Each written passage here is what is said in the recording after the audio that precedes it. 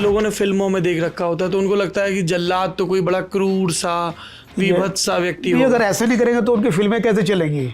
हमारे दादाजी बोले कहने बेटा तू डर जाएगा, सामने मौत दिखेगी अच्छे अच्छे डर जाते हैं। मैंने कहा आप स्टार्ट तो करिए, मुझे लेकर चलिए। और उन्होंने पैर बांधे, मुझे क्या पैर बांधो उनके। फिर उन्होंने अपना जो कैप डाला उन्होंने, फिर फद्दा डाला उन्होंने कि किस तरह से में डाल लो, देखो ध्यान रखना, कभी भूल मत जाना, गलती मत कर देना, ऊपर से रास्ता नहीं खुलना चाहिए।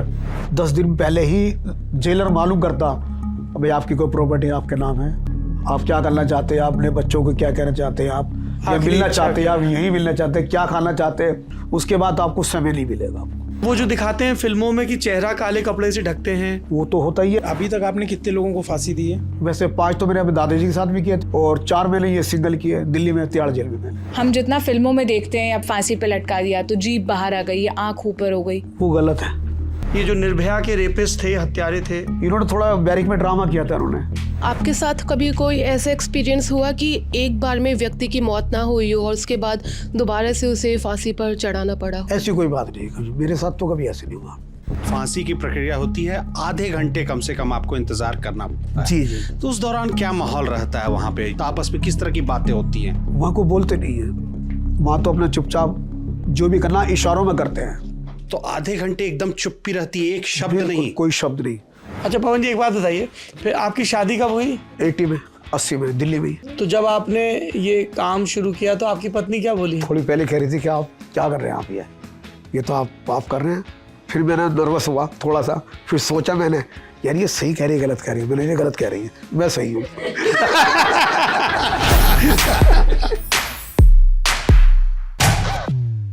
Guest in the news room के एक और एपिसोड में आपका स्वागत है। ये हमारी एकदम नई नवेली सीरीज़ है जिसको खूब प्यार मिल रहा है। बड़े दिन बाद हमारा एक वीडियो यूट्यूब पे ट्रेंडिंग लिस्ट में भी आया, वो इसी सीरीज़ का ही हिस्सा था। और आज इसी सीरीज़ में हमारे मेहमान हैं पवन जल्लाद। जल्लाद को अक्सर हम इस शब्द को नेगेटिव कॉनोटेशन में इस्तेमाल करते हैं। जब हमें किसी क्रूर व्यक्ति की व्याख्या करनी होती है तब हम कहते हैं कि वो जल्लाद है।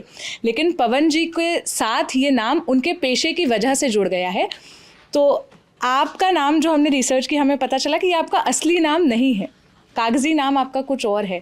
वो नाम से इस नाम तक का सफ़र कैसे रहा? पवन जल्लाद आपका नाम, आपकी आइडेंटिटी कैसे बन गया? मैं तो शुरू से जो मुझे बचपन से कहते सिद्धि राम किया जाता था, लेकिन मैं पवन पहले पवन था पहले मेरा नाम। वो कहने में सिद्धि राम सही नहीं है, कोई सिद्धि बोलता तो कोई सद्दी बोलता, कुछ बोलता, तो मैंने कहा पवन जल्लाद कर दिया सीधा। वो सीधा शब्द है, सीधा शब्द है जी।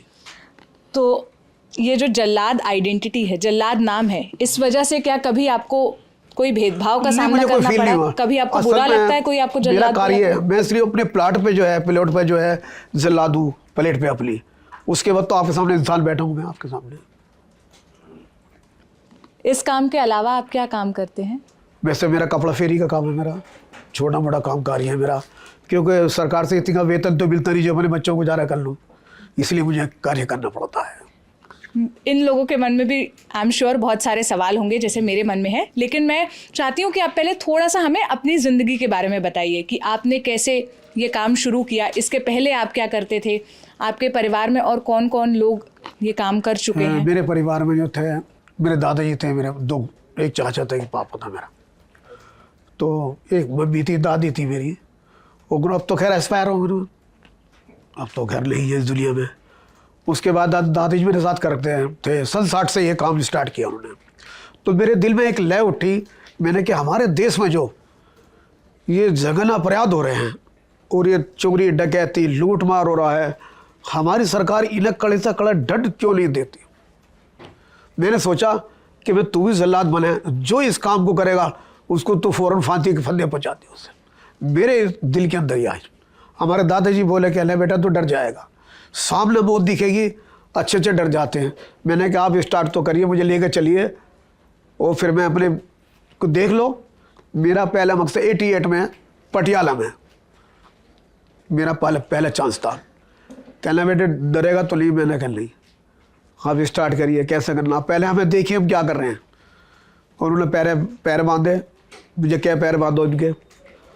फिर उन्होंने अपना जो कैप डाला उन्होंने, फिर फद्दा डाला उन्होंने कि किस तरह से में डाल लो, देखो ध्यान रखना, कभी भूल मत जाना, गलती मत कर देना, ऊपर से रास्ता नहीं खुलना चाहिए, ये चीज़। उस वक्त तो झूठ वगैरह की आती सन क्या करती थी। आज तो मलेरिया की आ रही है, आज जो बिहार में बनती है, आज बक्सर में, तो आज तो मलाई में। आज तो उस वक्त बड़ी कड़ी मेहनत करनी पड़ती थी रास्ता बांधने में, ताकि स्लिप ना हो जाए, समय ना गुजर जाए। क्या उम्र थी आपकी जब आप पहली उस बार टाइम अपने मैं दादा के 20-21 साथ? साल का था मैं उस टाइम। 20-21 साल। जी। तो आपके पिताजी, दादाजी या परिवार में जो बाकी सदस्य थे, उनमें से किसी ने कहा नहीं कि ये काम मत करो, पढ़ाई लिखाई कर लो? नहीं, किसी ने कोई इतराज नहीं किया। नहीं। जी। मैं अब इन लोगों के पास जाती हूँ, इनके मन में अगर कोई सवाल है आपके पेशे से जुड़े हुए तो मैं सबके सवाल कर लेती हूँ। सकते हैं। जी, मैं सर ये जानना चाहता हूँ कि जैसे आपकी इतनी मीडिया कवरेज वगैरह होती है, तो जब आप कपड़ों की फेरी लगाने का काम करते हैं तो वहाँ लोग पहचान जाते हैं या लोग आते हैं आपको खोजते हुए, जैसे हम लोग भी पहुँचे आप? जब से ये मैंने निर्भया केस किया तो आप मुझे बच्चा जानता पूरे इंडिया के अंदर। अगर वो पहले तो वो जब मैं चलता हूँ ना कहीं, तो पहले तो कह रही है पवन जल्लाद तो नहीं है, फिर अपना मोबाइल निकालते हैं वो, फिर वो देखते हैं हाँ यार सिगल तुम, कहने लगा भाई साहब पवन जल्लाद है। मैंने कहा तुम्हें कैसे पता? उनको पहले तो डर रहे थे आपसे। मैंने कहा मैं तो वही तो जल्लाद हूँ, मैं कोई आपका गला कट दूंगा एकदम। कहने लगा ली कहने लगा यार मैं बड़ी खुशी है आपने निर्भया का जो करा, आपको नाज है। कोई लोग उसको बुरा लगा कि यार आपने तो बड़ा गलत करा, उनको तो उम्र कैद हो जाती। मैंने कहा मेरी बहन बेटी के साथ में होता तो मुझे दर्द होता कि इनको तो अपनी जगह पहुँचाया सही है। क्या लेकिन नहीं यार, मैंने कहा आप चलार हो जाए। मैं कहा मेरा तो देश पूरा जो है नाच कर रहा है इस चीज़ पर, जो हमारी बहन बेटी के साथ जो होता है वो गलत होता है। तो आप कह रहे हैं कि लोग जैसे पहली मर्तबा जब आते हैं तो जैसे लोगों ने फिल्मों में देख रखा होता है तो उनको लगता है कि जल्लाद तो कोई बड़ा क्रूर सा विभत्स सा व्यक्ति हो। अगर ऐसे नहीं करेंगे तो उनकी फिल्में कैसे चलेंगी? हाँ। जल्लाद कैसे दिखाएंगे वहाँ पर? जो भाई उनकी फिल्में तभी तो चलेंगी। मैं तो रियल हूँ। जब जब जब फांसी लगा जाती है वहाँ कोई कैमरा वैमरा कोई लाइव तो नहीं चलता वहाँ, तो वह तो पता नहीं चल पाता कि क्या टाइम रखा है। ये तो आपके मीडियम से और आपके जो अखबारों से पता चलता है कि उस समय सुप्रीम कोर्ट ने टाइम निकाल दिया कि इस टाइम इसको लगनी है, फिर आप पहुंच जाएंगे वहाँ पर, गेट पर खड़ो जाएंगे। तो आप लोग सवाल करेंगे आपको पवन जी कितने दिन पहले पहुंच जाना होता है? 2 दिन या 3 दिन पहले पहुंचना हो। 3 दिन पहले जी। फिर क्या क्या प्रोसेस होता है वहाँ ये पे? ट्रायल करते हैं फिर वहाँ पर।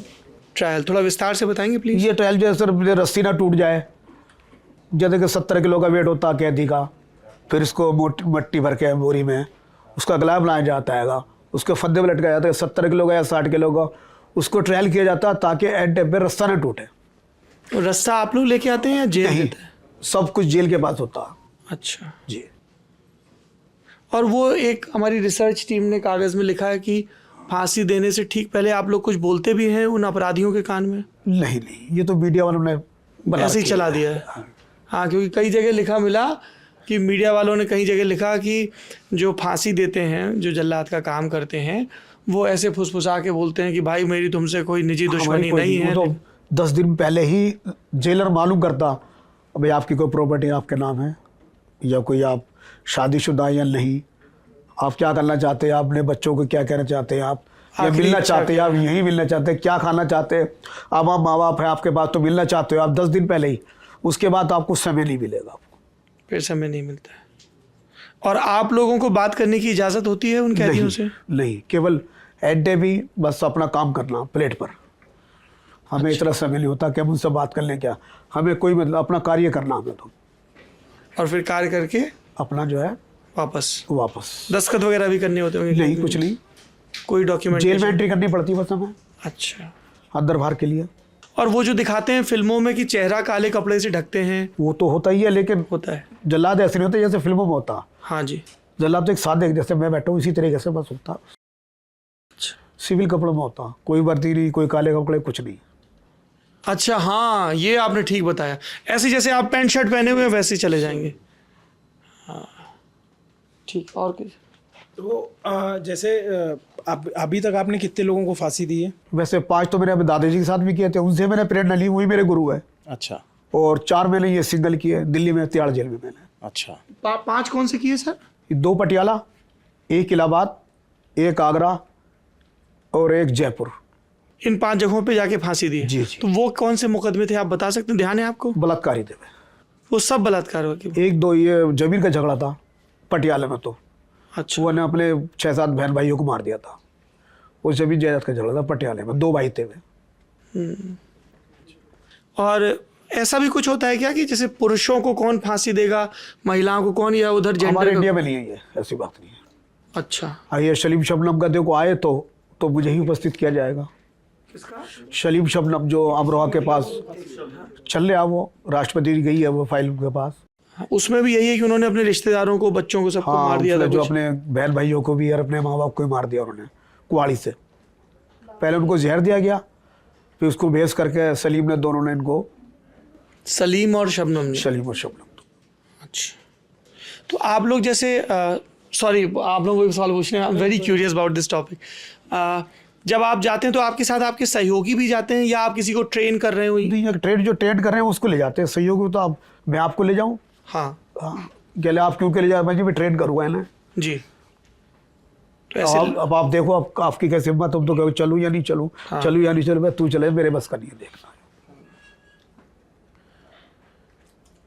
जो सामने मौत दिखाई दे रही है तो बड़े बड़े अच्छों का दिल कांप जाता है। ठीक कह रहे हैं आप जी। सर, ये हो जाने के बाद आपकी मानसिक स्थिति पर कोई असर पड़ा? कोई असर नहीं, तो आप चैन से सो जाते हो? कुछ भी नहीं। पहली बार जब हुआ तब कुछ, पहली बार फांसी दी हम थी तो चाहते हैं बहुत जल्दी आए, जल्दी काम निपटे और अपने घर जाएं। तो जैसे फिल्मों में दिखाते हैं कि काला कपड़ा पहनाते हैं, तो आप ही लोग पहनाते हो? जी मेरी पहला तो बढ़िया पूरा आई कांटेक्ट होता होगा। जी नहीं, बस 1-1.5 मीटर का होता है, हाँ, यहाँ तक आ जाए, उसके बाद रास्ता डाला जाता ताकि निशान तो ना आए। वो जो दिखाता है कि चैम्बर का फाटक पोस्टमास्टर का कर दिया सिस्टम। नहीं, वो जो चैम्बर का फाटक खुलता है नीचे, वो सब वैसे ही होता है? तख्ते होते हैं, बहुत मोटे मोटे तख्ते, अंग्रेजों के जमाने के। अच्छा, पवन जी, जब ऐसा वो होता है लीवर कहते तो ये उस तरह का हो जाते हैं, अंदर से हो जाते हैं। ऐसा होता है कि वो बहुत डरा हुआ है, कुछ बोल रहा है, या चुपचाप खड़े होते हैं? डरवा जो मौत दिखाई दे उसको पता कि मेरी मौत है तो डरेगा तो सही। कुछ बोलता है? कुछ नहीं। ये जो निर्भया के रेपिस्ट थे, हत्यारे थे, इन्होंने थोड़ा बैरिक में ड्रामा किया था। उन्होंने बैरक में ड्रामा किया था। क्या ड्रामा किया था? ड्रामा ये किया था कि भाई मैं नहीं जा रहे, अपने वकील से मिलाओ, मैं ये फिलहाल के कह ले अब समय नहीं है, कि रात को 2:30-3 बजे वकील साहब KP सिंह जो है पहुंच गए थे हाँ, अदालत खुलवाने में। हाँ, कह ले यहाँ तो फॉरेस्टर की दुकान मिली या फिलहाल, तो ये तो अदालत का वक्त जाया कर रहे हो तुम। अच्छा। सुप्रीम कोर्ट अपना काम कर रही थी। और हमेशा सुबह सवेरे के वक्त ही दी जाती है क्या? ये तो संविधान में या उनके जेल मैन्यू में लिखा हुआ है, जेल में? ये मैं नहीं कह सकता। अच्छा, हाँ। अच्छा, एक सवाल और मेरा था, कितना टाइम लगता है, वो प्रोसेस क्या होता है? मतलब जैसे फाटक खोला तो फिर वो कितने देर लटका रहता है? 15 मिनट तो लटका लेगा, 15 मिनट फालतू लगा देते हैं इसके अंदर। बाकी हैंग दिखाना है डॉक्टर को, वेरी हैंग। सुप्रीम कोर्ट के दिखाने के जब तक वो मर ना जाए उसको लटका ही रहते हो। Hang till death. तो आधे घंटे तक लटका रहने देते आधे हैं। घंटे लटका। फिर वो उतारने का काम भी आप ही का होता है? नहीं, उससे? सिपाही उतारते हैं। सिपाही और जो सफाई वाले लोग हैं वो सब? सफाई नहीं, कोई नहीं, केवल सिपाही होता है वहाँ पर। मैं होता हूँ, सुपरिटेंडेंट होता, डॉक्टर होते हैं, सफाई वाले नहीं डॉक्टर, होते। जेल सुपरिटेंडेंट, बस। सिपाही और आप। बस। और हाथ पीछे से बंधे होते हैं कि खुले? ऑलरेडी पहले ही बांध कर लाते हैं वो, हाथ बंधे होते हथकड़ी डाल लो या रस्सी से बांध दो। तो आप लोग वहाँ रहते हैं आधे घंटे, वो जितने देर जी, जब तक वो उतारी नहीं जाएगी तब तक आधे घंटे मौजूद रहेंगे आप। जब तक डॉक्टर दस्तखत नहीं कर देगा। डॉक्टर भाई हेड दिखा देगा बिल्कुल कि हाँ, उतारो। फिर डॉक्टर चले जाते हैं, सॉफ्ट उसको बॉडी पैक करी, पोस्टमास्टर भेज दी, घर वाले चाहते ले जाते हैं, वली उसको भी दाब दुख के बराबर कर देते हैं। अच्छा सर, मेरा एक सवाल है। जी रंगा बिल्ला का जो केस था, जी जी, उसमें आपके ही शायद मेरे दादाजी ने थे। आप लेकिन आप मैं गए नहीं था थे उस सर टाइम। वहाँ पे? मैं नहीं था उस टाइम तो 10-12 साल का था मैं। अच्छा, तो सर उस केस के बारे में जो मैंने पढ़ा था, जो फांसी हो रही थी, जी तो रंगा या बिल्ला में से रंगा की तो तुरंत मौत हो गई थी जी जी। और बिल्ला की मौत नहीं हुई थी, और उसको जेलर ने या जो भी वहाँ पे ऑन ड्यूटी जल्लाद थे उन्होंने मिलकर खींचा था उसकी बॉडी को नीचे। मैं नहीं कह सकता, देखो इस बारे में मुझे मालूम नहीं, मैं कभी मेरे दादी से मैंने कभी इस बारे में पूछा मैंने। इसमें जिन दर्शकों की रुचि हो, रंगा बिल्ला ने इसी दिल्ली में 2 बहादुर बच्चे, गीता चोपड़ा और संजय चोपड़ा, उनके नाम पे वीरता पुरस्कार भी दिया जाता है। और वो बहुत दिल दहलाने वाली कहानी है। ये बच्चे सेंट्रल रिज एरिया में अपने घर से निकले और ये दोनों पेशेवर अपराधी थे। इन्होंने उन्हें अपनी गाड़ी में बिठा लिया और लूट के इरादे से फिर व्यभिचार किया, मारा पीटा और बहुत बुरी तरह टॉर्चर करके मारा था। तो ये एक ऐसा केस था 80 के दशक में जिससे पूरी दिल्ली दहल गई थी और लोग नए सिरे से लॉ एंड ऑर्डर को लेकर सशंकित हुए थे और अपने बच्चों की हिफाजत को लेकर। हमारे आपके घर में बच्चे होते हैं कभी वो स्पोर्ट्स की क्लास के लिए, कभी ट्यूशन के लिए घर से बाहर निकलते ही हैं। तो रंगा बिल्ला बहुत कुख्यात अपराधी रहे थे, और वो दौर भी था जब आतंकवाद भी चरम पर था, पंजाब में, दिल्ली में और कई जगहों पर। इसी दौर में ललित माकन की उनके घर में हत्या होती है, कई इस तरह की संत लोगोवाल की हत्या होती है जो अकाली दल के उस समय के मुखिया थे। खैर, सर मेरे 2 प्रश्न हैं। एक तो कि आप थोड़ा डिटेल में बता सकते हैं कि ये जो निर्भया वाला केस था वो दिन कैसा था आपके लिए, और दूसरा क्वेश्चन है कि आपको सबसे ज़्यादा डर किस चीज़ से लगता है? ये तो आपने सबसे ज़्यादा डर मुझे अपने माँ बाप से लगता था। हम सबको समझे जी, सबसे डर तो मुझे माँ बाप से डांटते हैं तो उनकी तो मैं मानता हूँ कुछ हो रही होती है।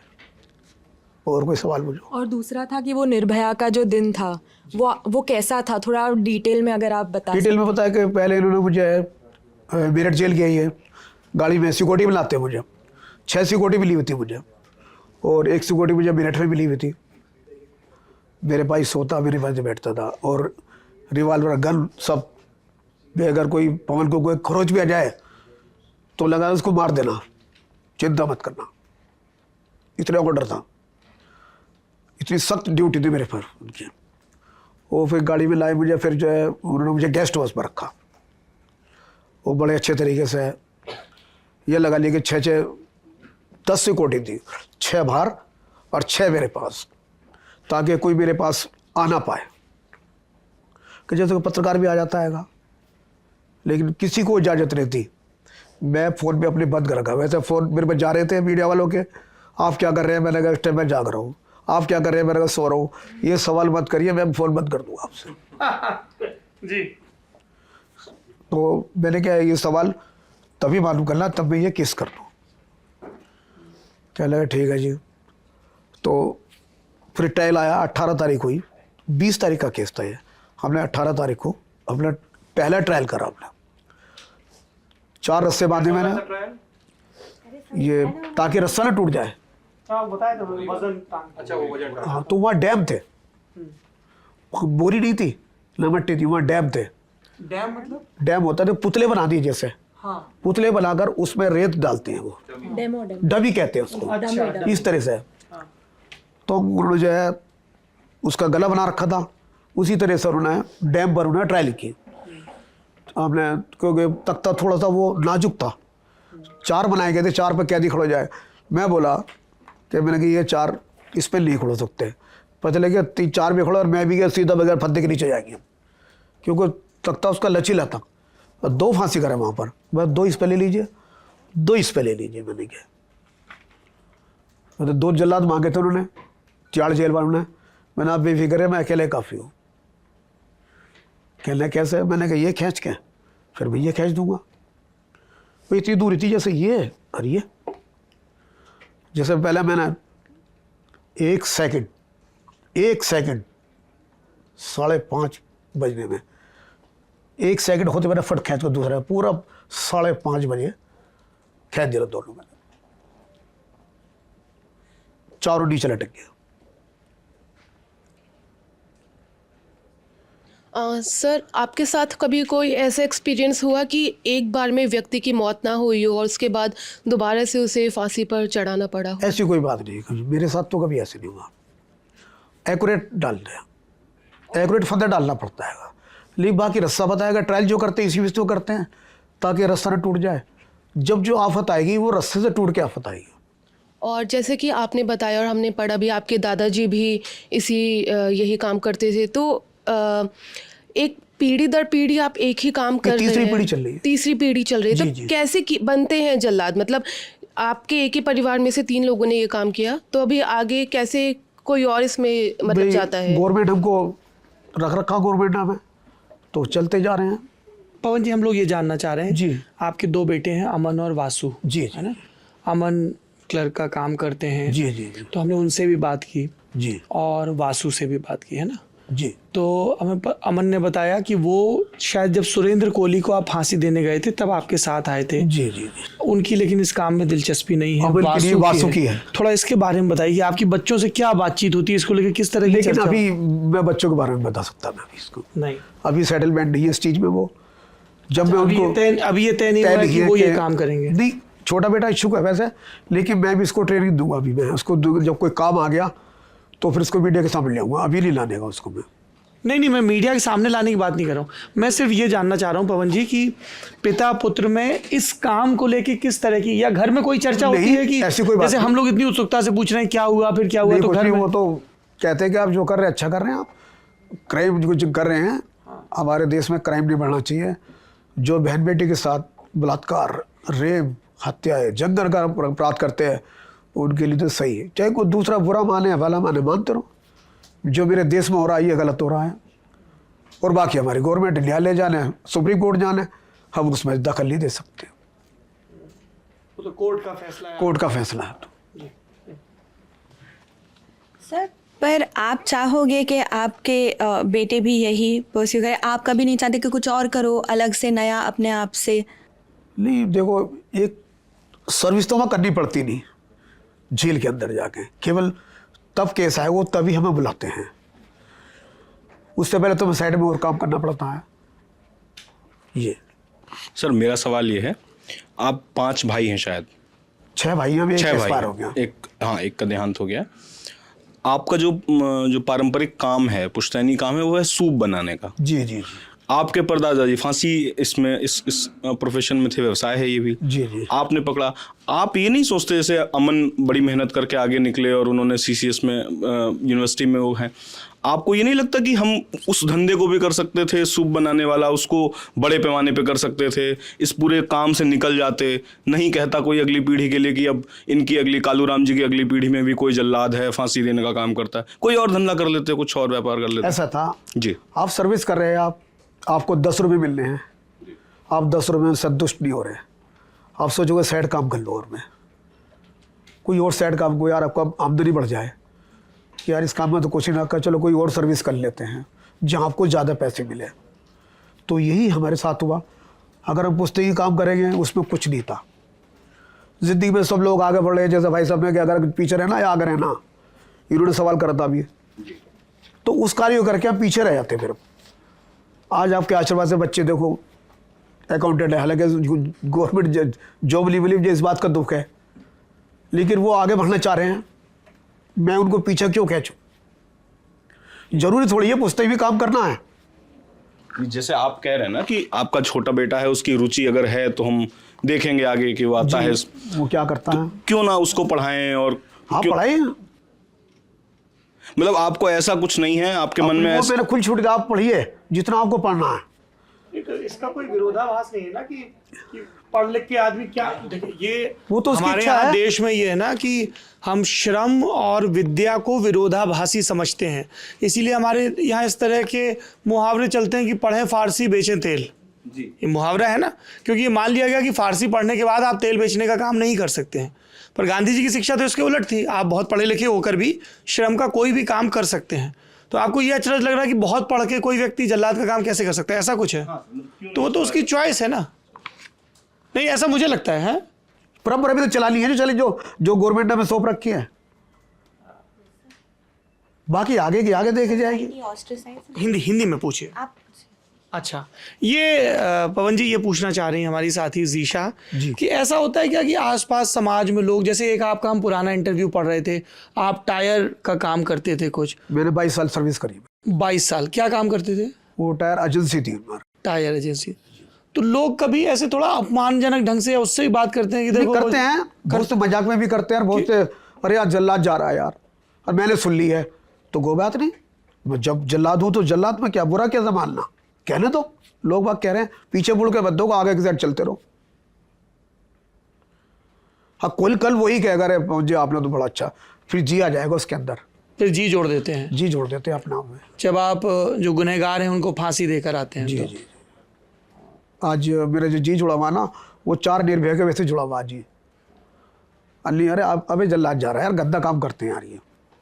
देखिए जब से 4 का करा पवन जी आपने बहुत अच्छा काम करा है। आज छात्राएं मुझसे कहती हैं, आज करोड़ों सेल्फी होगी साथ इंडिया के अंदर मेरी। अच्छा, लड़कियां आके सेल्फी खिंचवाती हैं? जी जी, कहने लगा आपने अंकल जी आपने बहुत अच्छा काम किया आपने। और इंडिया ने जो मुझे यहाँ की जनता ने, अगर शायद लॉकडाउन नहीं लगता तो शायद कहानी कुछ और होती। ये बात में आखिरी क्या कहा आपने? अगर लॉकडाउन नहीं लगता, लॉकडाउन नहीं लगता तो काची कहानी कुछ और होती। क्या होती? लॉकडाउन लगने से थोड़ा मैं गरीब रह गया। तो आप इसका मतलब समझ रहे हैं आप? हाँ, थोड़ा विस्तार से बताइए जी। जो आप जनता मुझे सपोर्ट करती ना, 1 रुपये से लेके 1 लाख तक के लिए मुझे सपोर्ट करती, और कहा था कि आप पवन जी इनको चारों को दर्द को पहुँचाइए, जो हम आपके यहाँ साथ जो भी आपको ज़रूरत होगी रुपया पैसे से हम आपकी मदद करेंगे। क्योंकि वो भी एक बड़ा ज़रूरी पक्ष है आर्थिक मदद का। जी। आपके बेटे से बात हो रही थी, बता रहे थे आपका मकान गिर गया था। जी, मकान भी गिर गया था, मुझे कोई सहायता नहीं मिली। तो मैं गवर्नमेंट के लिए काम कर रहे हैं, बस यही तो दुख रहता कि जिस यूपी उत्तर प्रदेश को गवर्नमेंट के लिए काम कर रहे हैं, हमें कोई ऐसी सुविधा नहीं मिली कभी। इसलिए भाई टाइम थोड़ा दिल सोचता है यार छोड़ दो इस काम को। और कुछ इस तरह की खबरें भी आई थी, कुछ पैसा बढ़ा भी है? कुछ एक बार शुरू में तो 5 थे, उसके बाद 7.5 हुए। जैसे आपके जो परदादा थे जी जी लक्ष्मण जी, जी है ना, और आपके वो नहीं दादा करते थे। लक्ष्मण जी नहीं करते थे, नहीं, कालू कालूराम करते जी थे, जो कालूराम जी जो आपके दादा थे, हैं ना? जी जी जी। हाँ, इंदिरा गांधी के हत्यारों को भी उन्होंने ही फांसी मेरे दी दादा थी, गिरी थी 87 में। 87 में दी थी। तो उनके वक्त में कितना मिलता था और अभी कितना है, थोड़ा बता सकते उनके हैं क्या? वक्त पर तो लगा ले के 1500-1600 रुपये थे। 1500-1600 रुपए थे। और अभी लेकिन उनकी भी गलती रह गई और गवर्नमेंट की भी गलती रह गई कि उन्हें पक्का करना था, कच्चा नहीं करना था उन्हें। पक्के कर्मचारी नहीं थे कालूराम जी? पक्के कर्मचारी नहीं थे उस जमाने में।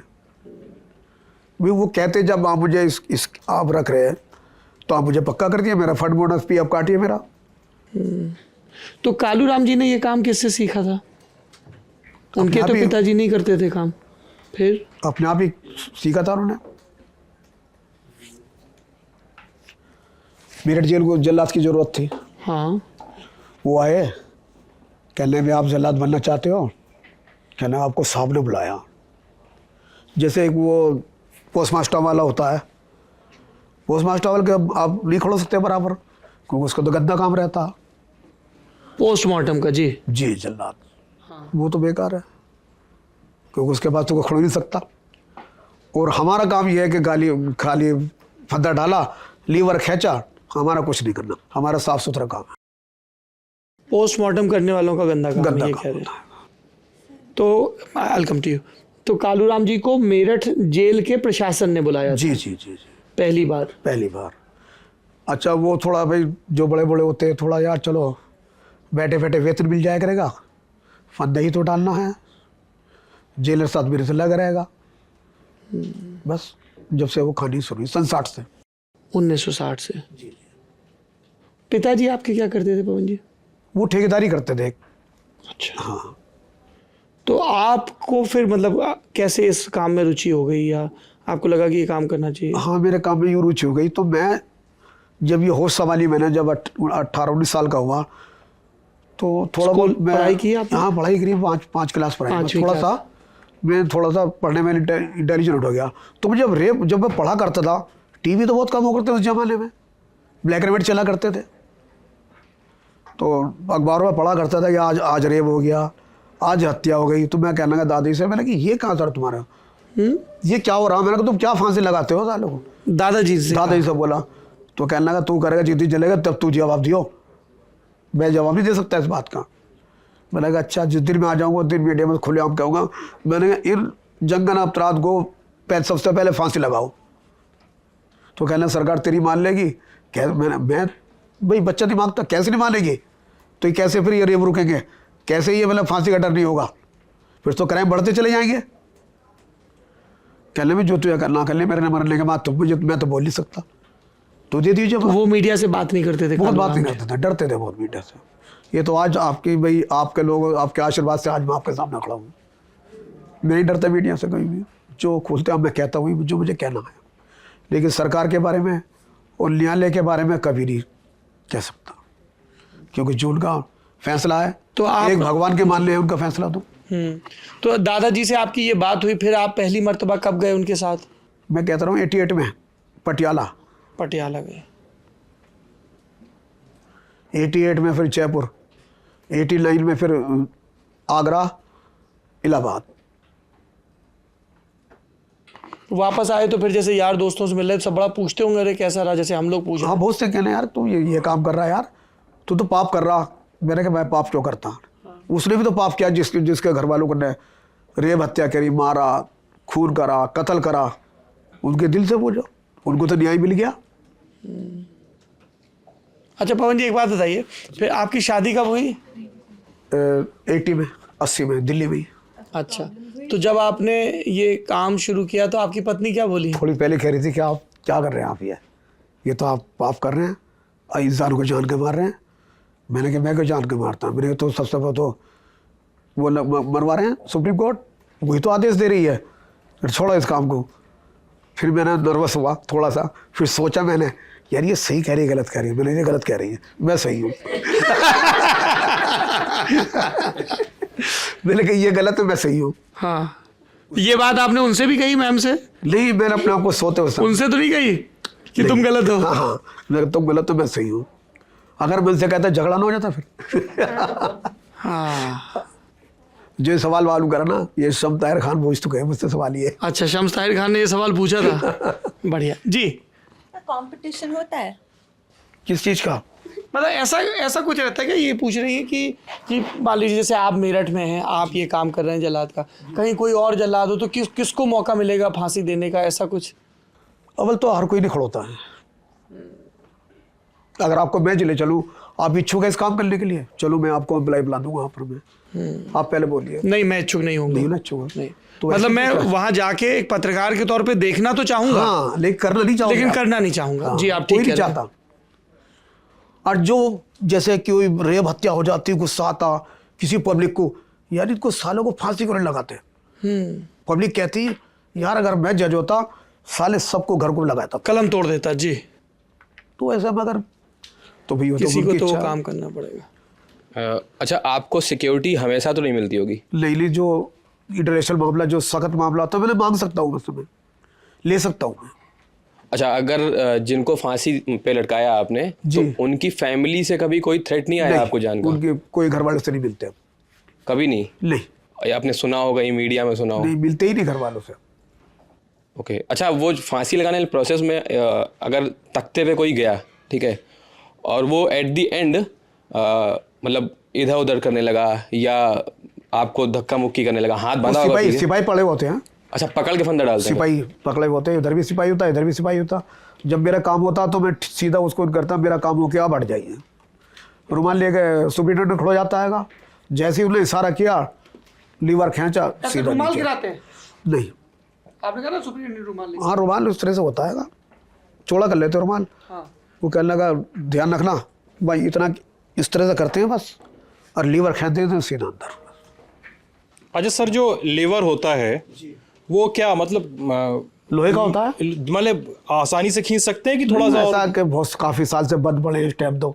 अच्छा, लीवर वगैरह उनको तेल ग्रीस करना पड़ता है, उनको ब्लाइम 2 दिन पहले 1 दिन पहले उनको चलाना पड़ता है, तख्ते भी चलाने पड़ते हैं, उनको पहले रवा किया जाता है ताकि एट टाइम पे को रुके ना। अच्छा। सर, मध्य प्रदेश के एक पत्रकार हैं, मैं उनसे बात कर रहा था, तो उन्होंने एक फांसी का उन्होंने एक रिपोर्ट लिखी थी, एक फांसी देखी थी, या उन्होंने या किसी जेलर से बात की थी। क्या नाम है उनका? मेरे लाइव किया था मध्य प्रदेश में, मैंने एक्सप्रेस के नाम से था वो। अच्छा, मुझे ध्यान अभी नाम नहीं आ रहा, मैं देख के बता दूंगा। लाइव चल रहा था मेरा उनसे। अच्छा, मध्य प्रदेश में। तो उन्होंने मुझे बताया था कि किसी केस में उनका फांसी का उन्होंने डिटेल दिया था जी, कि पहले से तो जल्लाद के और जिस व्यक्ति को फांसी होनी है उनके बीच में कोई बातचीत तो होती नहीं कभी, लेकिन तख्त पे तो सामने होते ही हैं। जी जी। तो जल्लाद ने जिस व्यक्ति को फांसी हो रही थी, जल्लाद ने उनसे यही कहा बस कि बोलो राम। नहीं, ये गलत ऐसा बात कुछ कहा था। उसके बाद उन्होंने लीवर खींच दिया। कुछ नहीं कहा उन्होंने। ऐसा कुछ होता है या नहीं? कुछ नहीं, बेकार की बात है, इतना नहीं होता।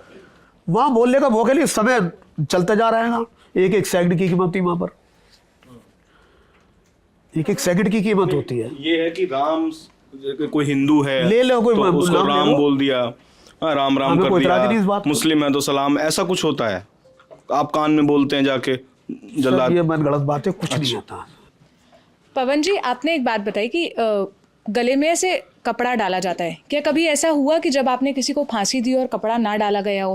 क्योंकि हम जितना फिल्मों में देखते हैं या पढ़ते हैं, ऐसे एक्सप्रेशन दिए जाते हैं कि जब फांसी पे लटका दिया तो जीभ बाहर आ गई या आँख ऊपर हो गई।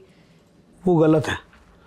वो स्टाइल से डाला जाता ताकि खून जरूर आता लेकिन जीभ बाहर नहीं आती। इसी टाइप से डाला जाता हमें फंदा में। यही तो अटकल सिखाई जाती है हमें कि ताकि जीभ बाहर ना आए, आंखें बाहर ना आए। सिंपल मुंह से ही होती है जी। ब्लीडिंग वगैरह मुंह से ही नहीं, कान से होती है। कान से ब्लीडिंग होती है? हाँ, अच्छा, मुंह से नहीं होती। अच्छा पवन जी, मेरा एक सवाल और है।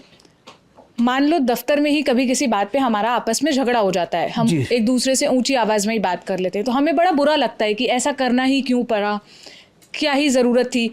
जैसे जो यहाँ पर बॉस होते हैं वो मान लो अपने जूनियर्स को डांटे तो उनको भी बुरा लगता है कि क्यों ही डांटा, क्यों ही गुस्सा करना पड़ा। जी जी। आपको अपने काम के कारण कभी ऐसा नहीं लगता कि मुझे ये क्यों ही करना पड़ रहा है, या कोई ऐसी मजबूरी है कि आपको इसको लगातार जारी रखना पड़ रहा है? मैं तो जो मुझे गवर्नमेंट तनख्वाह दे रही है, किस बात की दे रही है? मैं तो अपने काम में निष्पक्ष हूँ बिल्कुल। अगर मुझे सांप डांटेंगे तो मुझे उसकी बर्दाश्त करनी पड़ेगी क्योंकि मेरे मालिक हैं वो। लेकिन ऐसा काम ही करूँगा डांटने के। मैं तो अपने काम में समक्ष हूँ। देखो वो कलम चला रहा, मुझे कलम नहीं आती, मैं फंदा डाल रहा हूँ तो फंदा नहीं डाल सकता। जो मैं कर सकता हूँ वो नहीं कर सकता, जो वो कर सकता मैं नहीं कर सकता। जब मैं वहाँ पर होता हूँ तो मैं सीनियर होता हूँ और जब वो उतर जाते हैं तो वो सीनियर हो जाते हैं, मैं जूनियर हो जाता हूँ। सर, आपने कहा कि आपको बहुत गर्व है अपने काम पर क्योंकि ये जो गलत कर रहे हैं आप उनको फांसी चढ़ा रहे हो, और आपने कहा उस दशक में आपने पेपर में पढ़ा जब आप बच्चे थे आपको गुस्सा आया। पर सर आज भी तो ऐसे ही होता है, हर रोज़ पेपर में वही आता है। बट फिर आपको क्या लगता है कि और होना चाहिए? तो इसमें मैं क्या कर सकता हूँ? और कंडेम होना चाहिए, सबको यही सज़ा मिलनी चाहिए? ये तो हमारे न्यायालय को देखनी चाहिए इस बात को। जो हमारे सुप्रीम कोर्ट हैं उनको तुरंत उसका एक्शन लेना चाहिए। ये 15-15 साल 20-20 साल क्यों खींचते हैं? साल 2 साल के अंदर निपटा जाइए, क्राइम नीचे आ जाएगा। हमने देखा जिन मामलों में आप इस फांसी की प्रक्रिया का हिस्सा रहे जी, उन सभी के बारे में लगभग आपको जानकारी जब पूछा जा रहा है कि इस केस के बारे में, उस केस के बारे में, तो क्या आपको पहले कोई ऐसी रिसर्च मिलती है, कुछ आपको कागजात मिलते हैं, आप केस पढ़ते हैं, उसके बारे में जानते हैं फांसी देने से पहले? हम कुछ नहीं देखते उसने क्या करा क्या नहीं करा। हमें जो काम दिया गया हम उसके प्रतीक रहते हैं। उसने कितने बलात्कार किए, कितने मारे, लेकिन आप बाद में उसका हम बात पता निकालते हैं कि इसको किस विषय में इसको फांसी लगी। मतलब पहले से जानकारी आपको नहीं होती है? पहले भी होती है लेकिन हम उसको नहीं उजागर कर सकते। कभी ऐसा हुआ हो कि कोई फाइल पता चल जाता ना कि फांसी की सज़ा हो गई, राष्ट्रपति के पास जाता, कभी आपके मन में आया हो कि इसमें तो होनी ही चाहिए, या कोई टाल दी गई हो, आपको मलाल रहा हो यार कि इसको? मेरे हिसाब से 300 केस हैं, 300 को लग जानी चाहिए फांसी। क्या गवर्नमेंट दे देगी 300 को? मतलब जो भी सज़ा होती है फांसी की कोर्ट की तरफ से, आपको लगता है कि उनको होनी चाहिए राष्ट्रपति वाला? देखो किसने कहा कि जब जो हिसाब से आदमी जिसका डेथ वारंट जो आ जाए समझो हो गई, और जिसका डेथ वारंट आने के बाद भी फिर भी रुक जाती है तो किसकी कमी है फिर? वो मेरी कमी नहीं फिर वो। मैं तो अपने काम में जा रहा हूँ और वहाँ रोक लग गई तो ये तो गवर्नमेंट की कमी, मेरी कमी थोड़ी है। एक सवाल मेरा ये था कि थोड़ा आपसे रिलेटेड पर्सनल सवाल है कि आप लोगों का क्या कुछ सैलरी फिक्स होती है या फिर जब बुलाया जाता है तब उस हिसाब से होता है, और कैसे आप लोगों का घर या मतलब घर कैसे? ये पर मंथ मिलती मुझे सैलरी मुझे। अच्छा जी, और जब केस आएगा तो उसके एक्स्ट्रा पैसे देंगे मुझे। अच्छा, वो फिक्स सरकारी नौकरी है? हाँ, वो तो पर मंथ आनी है। पर सैलरी जो है जितना रिसर्च में देखा, लेकिन सैलरी कम है तो इसके लिए सब इस बात का मुझे दुख है। कभी आपने कभी डिमांड की हो, कभी किसी से मिले हो? जैसे कि नॉर्मल हम लोग चुनाव के दरमियान देखते हैं मैंने अपनी डिमांड्स आती है। मैंने अपने डिपार्टमेंट जेल विभाग से कई बार मैंने कहा है, लेकिन मैंने कहा आप जो बैठ के तनख्वाह 1-1 लाख 50-50 हज़ार ले रहे हैं, क्या मैं संविदा से भी नीचे हूँ? संविदा 25,000 18,000 रुपये, क्या मैं इससे भी नीचे हूँ?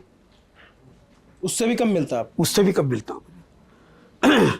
बेशक आपका केस नहीं आ रहा तो मैं इसका जिम्मेदार थोड़ी हूँ, मैं तो आपके लिए हर वक्त उपलब्ध रहता हूँ। इसका कारण क्या मानते हैं कि आप जो लोग जल्लाद हैं वो कम संख्या में है, मतलब यूपी में देखा जाए तो 1-2 लोग असल हैं। में इसका कारण ये है क्या कि इस काम को कोई करना नहीं चाहता भाई, जान के कौन आप कहता है कि संख्या में मैं ज्यादा मार दूं होते उसको। शायद तो दबाव ज्यादा पड़ता है ऐसा। कुछ भी नहीं पढ़ने का, आप जब 50 भी हो जाएंगे ना कुछ भी नहीं पढ़ने का, लेकिन करने वाले तो नहीं है ना, डर लगता। तो जो काम कम लोग कर पा रहे हैं तो उनको तो मानदेय अच्छा मिलना चाहिए। क्या करे जा बताओ, ये तो कोई गवर्नमेंट की कमी है। आपने बताया आपको सैलरी मिलती है और अलग से पैसा मिलता है, तो क्या ऐसा होता है कि जैसे अभी 2020 में आपने 4 लोगों को फांसी लगाई, जी। तब आपको 4 फांसियों के अलग अलग पैसे मिले जी 60,000 रुपये दिए उन्होंने मुझे। सैलरी के अलावा? जी अलग से। सर आपने जब इन अपराधियों को फांसी पे चढ़ाया तो आपने जब उनको देखा जी तो आपको क्या महसूस हुआ? वह महसूस हुआ जो उनकी की सजा उनको मिल रही है। मतलब गलत क्या हो रहा है? स्ट्रॉन्ग। अब ये 6 जने थे, ये एक ने तो आत्महत्या कर ली थी और 4 को फांसी हो गई थी, और एक जो था नाबालिग उसको 3 साल की सज़ा दे के छोड़ दी। लेकिन देखो मैं वैसे न्यायालय के खिलाफ तो नहीं जा सकता, लेकिन इसको उम्र कैद होनी चाहिए थी, जिसको 3 साल की सज़ा दे। इसको तो महसूस होता है यार मैंने जो गलत करा था, चलो मैं तो बच गया, लेकिन मैं जेल में सड़ के मरूंगा, ये मैंने बुरा किया, मैंने गलत। कब से उसकी गलती का एहसास तो होता, वो तो वो काम हो गया, जान बची लाखों पाए, लौट के बंदूक घर को आए। मेरा एक सवाल है आपसे, जैसे आपने निर्भया के दोषियों को फांसी की जी जी उस पर चढ़ाया, ठीक है, लेकिन क्या आपकी उनकी मदर से कभी कोई बात हुई, कभी नहीं, कोई नहीं, इंटरेक्शन कभी हुआ भी नहीं। या उन्होंने हम उनके आपसे सामने कभी कुछ पढ़ते मिला? भी नहीं। निर्भया से ऐसा हुआ था कि मेरा आज तक वालों का प्रोग्राम चल रहा था सन 2019 में, ये जो कि सारी कत्तर में लड़ाई हुई थी इसके वगैरह के, निर्भया का जो वो साल था उस दिन 16 दिसंबर, मुझे आज भी ध्यान है। तो मुझे बुलवाया गया था उन्होंने, तो वहाँ आशा देवी जी बहुत स्पेस दे रही थी खड़ी हुई उस पर, और जब वो चली गई फिर मुझे 15 मिनट फिर स्टेज पर चढ़ाया उन्होंने मुझे। पब्लिक ने मुझसे वहाँ सवाल करा, बहुत पब्लिक थी वहाँ, तो बड़े बड़े लोग थे। तो वो आशा देवी चली गई थी उस टाइम वहाँ से, अन्य उनके बाद मेरी वही होती। 16 दिसंबर 2019 में होता प्रोग्राम ये। आपने अभी जो फांसी की उसके बारे में बताया जी, आप ये बताएं कि निर्भया के दोषियों को फांसी हुई और उसके बाद भी जो गैंग रेप है जी, उसके केसेस हैं जी। वो लगातार बढ़ रहे हैं, जी, और दूसरी तरफ जो है जो जल्लाद हैं उनकी संख्या कम होती जा रही है और उनके परिवार के लोग भी उसमें दिलचस्पी नहीं ले रहे हैं। आप इसको इन दोनों बातों हाँ, को कैसे इसका भी देखते कहना हैं? है। आज जल्लाद की नौकरी 1 लाख रुपए महीना कर दे तो आधे से ज़्यादा टूट मरी कि मैं बनूंगा जल्लाद, मैं बनूंगा जल्लाद। जब जल्लाद को 10,000 रुपये दे रहे हैं या 15,000 दे रहे हैं या 20,000, कौन 20,000 में वो सामने फंदा डालेगा? नहीं, क्या इससे केसेस कम होते हैं? क्या आपको लगता है फांसी देने से? देखो मेरी बात सुनो, ये तो एक जल्लाद का सवाल करा ना, जल्लाद क्यों घटते जा रहे हैं? जल्लाद तो यूँ घटते हैं जब पैसे तो मिल रहे हैं, उनका मानदेय नहीं मिल रहा ढंग से, तो वो क्यों डालेंगे अपने गले में हत्या क्यों डालेंगे? अपने पाप क्यों करेंगे? वो जब पाप ले तो कम से उसका पैसे तो मिल, गुस्से में ये अब सुपारी लेते हैं 5-5 और 10 लाख की, कि यार पकड़ेंगे यार जमानत तो कर लेंगे, मगर वहाँ तो कुछ ही और ही नजर आ रहा है, क्या करा जाए बताओ। अच्छा, आप जो है इतना एक तरह से कहें कि फांसी देते हैं, लेकिन आप जब थके मांदे होते हैं दिन भर के उसके बाद, तो आप अपने एंटरटेनमेंट के लिए क्या पसंद करते हैं? ऐसा कि पहले थका जो पहले मुझे मीडिया चैन लेने तभी तो मैं सोऊं, जब मुझे मीडिया चैन लेते 3 बजे। अभी 10 माह खड़े हैं, 50 माह खड़े हैं, 20 माह खड़े हैं कि पवन जी पहले हम। मैंने कहा अभी एक लाइन में खड़ोइए तो पहले सब कैमरे एक जगह लगा लो, नहीं तो एक करके आ जाइए। सर मेरा सवाल आपसे ये है कि आपने बताया कि मतलब सार दल सार ये जल्लाद बनने की परंपरा चली आ रही है, और अभी आपने बताया कि आर्थिक दिक्कतों का भी सामना करना पड़ता है। क्या आप चाहते हैं कि आपके बच्चे इस प्रोफेशन में आएँ? नहीं देखो, मैं तो जबरदस्ती नहीं करने का, अगर बेटा आए तो मैं रोक भी नहीं सकता उसे। अब तो पढ़ाई कर रहे हैं, अभी तो पढ़ाई जारी है उनकी, अब वो आए हैं तो मुझे कोई एतराज़ नहीं, वरना मेरे भाई हैं, मेरे भाई आ सकते हैं। अच्छा पवन जी, अभी मैं आपको देख रही हूँ, अभी तो आप बहुत कॉन्फिडेंट हैं, आप अपने काम के प्रति बहुत गर्व भी महसूस करते हैं, कभी भी आपको डर नहीं लगा आप कभी देखे हों, जब पहली बार देखा हो, या जब आपकी उम्र कम थी, आप अपने दादा के साथ जाते थे, या किसी ऐसे व्यक्ति को फांसी देते वक्त जिसके हाव भाव उस वक्त पर, जैसा आपने बताया, कोई हिलता डुलता है, कोई पहले रो रहा था, आपके मन में कभी भी ऐसे शंका नहीं आई कि? कभी भी नहीं, कभी भी नहीं। अगर मैं डरता तो फिर ये काम करके आता, मैं क्यों आता इस स्टेज पर? देखिए सर, 2 सवाल हैं। एक, आप पिक्चरें देखते हैं, और अगर देखते हैं तो आपका पसंदीदा कलाकार कौन है? और मैं राजेश खन्ना जी का बहुत फैन था। राजेश खन्ना जी का? जी। कोई पिक्चर सर, कोई मूवी? जी मैंने देखे बहुत, काफ़ी आराधना है, और जी आपकी कसम है, हम शक्ल थी, क्या अच्छा खाते मेरे साथी थी, बहुत ऐसी पिक्चरें थी जो सच्चा झूठा 3 की, मैंने बहुत पिक्चरें देखी इनकी। कभी मिले आप राजेश खन्ना साहब? जी नहीं, कभी जिंदगी में यही मेरी हसरत रहेगी बस, कभी नहीं मिला। और सर, अभी मैं आपसे बातें कर रहा था तो आपने मेरठ के खाने के बारे में मैंने थोड़ी सी बात की, आपने पूरी लिस्ट मेरे को नहीं बता देखो, दी। मैं तो अपना मेरठ का खाना बहुत बेस्ट मानता हूँ, और पानी भी। अच्छा, और उसके अलावा आप मेरे को बता रहे थे कि पंजाब का भी खाना बड़ा पंजाब अच्छा का भी खाना अच्छा है। बिल्कुल, तो आपको खाने पीने का भी शौक है? बिल्कुल, थैंक यू। ये खाने पीने के मेहरबान जो आपके सामने बोल रहा हूँ मैं देखिए, शराब नहीं पीता कभी मैं, ना बीड़ी सिगरेट तंबाकू शराब कुछ नहीं, आज तक मैंने कभी जिंदगी में नहीं। ये बस यही आखिरी, और किसी को सवाल पूछना है क्या? हाँ, तो वहाँ क्यों बैठी, फिर इधर आइए ना, मतलब है, थोड़ा आ जाइए, थोड़ा जुम्बिश। हाँ, उधर इधर आ जाओ भैया, है ना। अच्छा, ये कई लोग बोलते हैं ऐसे, जैसे फिल्मों में तो दिखाते ही, हमने जिक्र किया, लाल आँखें, बड़ी बड़ी मूछें, शराब पीते हुए, तो जैसे हमने आपके दादाजी के बारे में, कालूराम जी के बारे में, वो भी नहीं पीते रहे शराब, कोई नशा नहीं करते थे, है ना। आप भी कोई नशा नहीं करते हैं? जी, जिंदगी में बीड़ी सिगरेट तंबाकू शराब कुछ बीड़ी सिगरेट कोई भी नशा नहीं। क्योंकि कई लोग ये कहते हैं कि ये ऐसा सख्त काम है ना कि इसको करने के लिए शराब पीने से ही करते हैं। हाँ, ऐसा लोग कहते हैं, भ्रम फैलाते हैं। ये वो करते हैं जो पोस्टमार्टम करते हैं, वो शराब पी के करते हैं इसका। पोस्टमार्टम जो करते हैं वो शराब पी के करते हैं। अच्छा, ये सत्य है जी। और कोई? हाँ हाँ, पवन जी, आपने बताया कि जो फांसी की प्रक्रिया होती है, आधे घंटे कम से कम आपको इंतज़ार करना पड़ता है। जी जी जी। तब मेडिकल, जो भी डॉक्टर रहता है, एक मेडिकल सर्टिफिकेट बनाता है कि डेथ, हैंग्ड अंटिल डेथ। तो उस दौरान क्या माहौल रहता है वहाँ पे? क्योंकि 5 लोग तो रहते हैं ना, तो आपस में किस तरह की बातें होती हैं? मतलब क्या इंतज़ार करते रहते हैं उसके मरने का? बिल्कुल शांत। पहली हमारी एक दिन पहले मीटिंग हो जाती 2 में, कि वहाँ कोई बोलेगा नहीं, सब अपने अपने काम में समक्ष रहना चाहिए। वहाँ को बोलते नहीं है, वहाँ तो अपना चुपचाप जो भी करना इशारों में करते हैं बात। तो आधे घंटे एकदम चुप्पी रहती है, एक शब्द नहीं? कोई शब्द नहीं।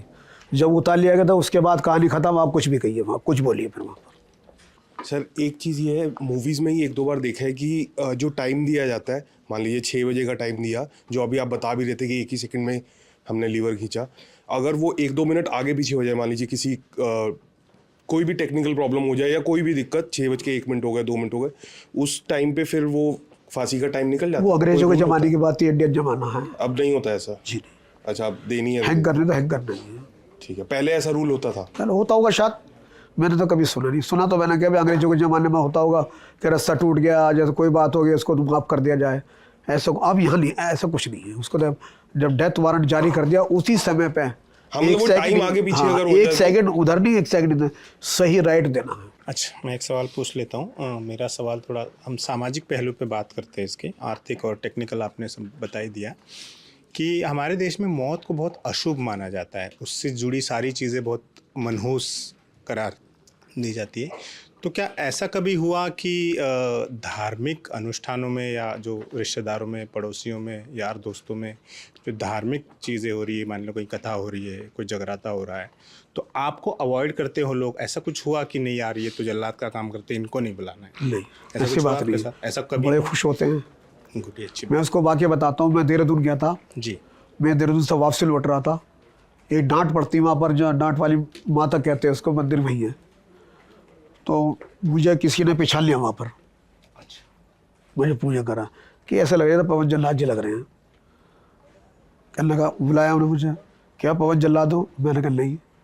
कहने नहीं, आप झूठ बोल रहे हैं, सच्चे बताइए। तो मैंने कहा तुम मुझे बाहर निकाल दो। उन्होंने कहा नहीं, ऐसी बात नहीं है, हम अपने महंत को बताएंगे कि आप पवन जल्लाद जी आए, देखो। अच्छा जी। तो उन्होंने निकाला कि आप ही? मैंने कहा मैं ही हूँ। तो उन्होंने अपने महंत से बुलाया, कहना मैं जी बहुत जल्लाद जी आए, कहना वो जो निर्भया केस कर रहा है, अरे बुलाओ बुलाओ ना। बाकायदे उन्होंने मुझे बैठाया अपने ऑफिस में और फोटोग्राफ जितने भी हो सब, जितने पंडित थे सारे साथ, उन्होंने मैं फोटो वोटो लिए। जी पंडित जी आप वो कह लेंगे फौज जी कुछ खाएंगे, मैंने कहा मैंने प्रसाद ले लिया, फिर कभी आऊँगा फिर आपके साथ बैठूँगा। तो आप निर्भया केस बार बार रेफर कर रहे हैं जी। तो क्या आपको लगता है कि क्योंकि वो बहुत सेलिब्रेटेड केस था, बहुत लोगों ने इंटरनेशनल केस था वो, सबकी उसमें मतलब बहुत पर्सनली लोग इन्वॉल्व हो गए थे उसमें, तो इस वजह से शायद आपको सम्मान ज़्यादा मिल रहा है उस निर्भया केस से पहले और निर्भया केस के बाद में? निर्भया से ज़्यादा मुझे सम्मान मिल रहा, उससे पहले ये सब नहीं था? मुझे कोई जानता भी नहीं था। अच्छा, ओके।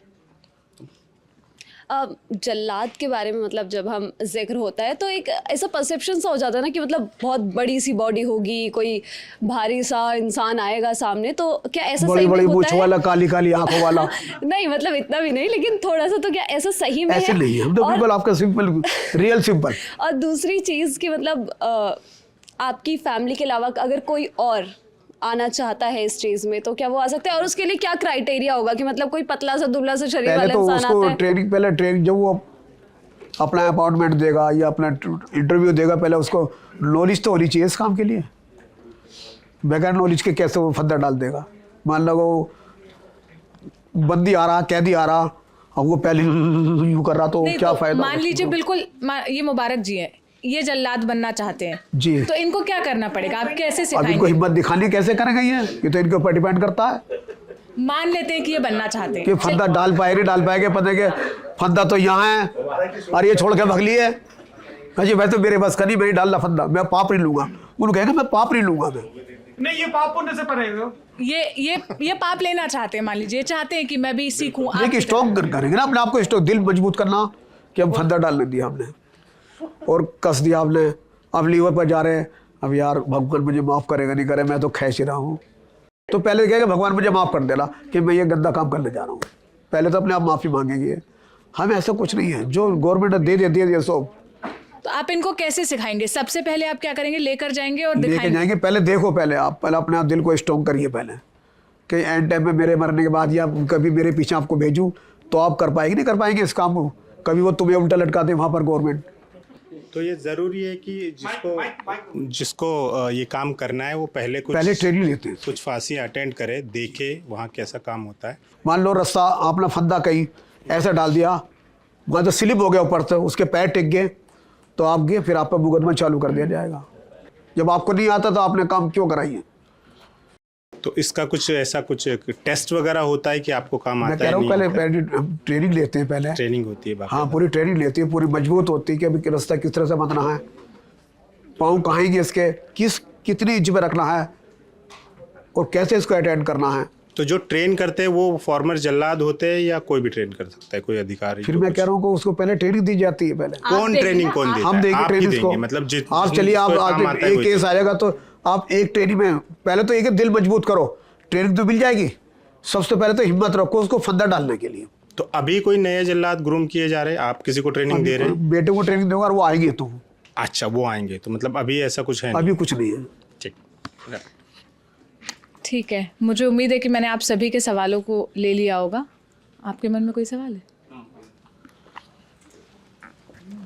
जैसे आप जब ये काम नहीं कर रहे होते तो विभागीय कोई और काम आपको दिया जाता है, आपका वेट किया जाता है कि जब काम आएगा तब यही काम बस कराना है? मैं को हाँ, ये तो बस मैं जब भी कोई काम आता जब भी जाता हूँ, इससे पहले नहीं। दूसरे किसी काम में आपको नहीं लगाया जाता? दूसरे काम में करता हूँ, फिर मैं कभी कभी एंट्री वगैरह करने चले गए जेल पे, चला गया, नहीं खास काम नहीं मेरा, कोई परमानेंट नहीं वहाँ पर मेरा। और कभी आप किसी दूसरे जल्लाद से जो यही काम करते हैं उनसे अभी कभी आप मिले किसी और से? एक जल्लाद हमारा नखलो में है, कभी नहीं मिला, उससे तो बहुत कमजोर हो चुका, 80-90 साल की उम्र हो गई, उनसे कभी नहीं? वो मेरे दादाजी के साथ कही है वो। तो सारे सवालों को हमने ले लिया, पवन जी से हमने बात की और हमने जो जल्लाद का प्रोफेशन होता है वो कैसा होता है, उनके जीवन में क्या दिक्कतें आती है उनको, वो कैसे सोचते हैं, वो अपने प्रोफेशन के बारे में उनके क्या विचार हैं, ये सब समझने की कोशिश की। साथ ही बहुत सारे सवाल लेकर हमने ये भी समझा कि पूरा प्रोसेस क्या होता है आप और हम इस प्रोफेशन को सिर्फ फिल्मों के द्वारा या थोड़ा बहुत अगर कहीं आ गया तो उसी के द्वारा ही समझ पाते हैं। तो एक ऐसे व्यक्ति जो इसी का पार्ट है, उनके ज़रिए हमें आज ये समझने का मौका मिला। बहुत शुक्रिया पवन जी आने के लिए, और मुझे उम्मीद है कि ये एपिसोड देखकर आपको भी नई बातें पता चली होंगी, कुछ रोचक जानकारियाँ लगी होंगी। कैसा लगा ये एपिसोड हमें कमेंट में बताइएगा। बाकी फिर हम किसी नए गेस्ट को बुलाएंगे, फिर हम उनकी ज़िंदगी, उनका प्रोफेशन समझने की कोशिश करेंगे। आप देखते रहिए ललन टॉप। शुक्रिया।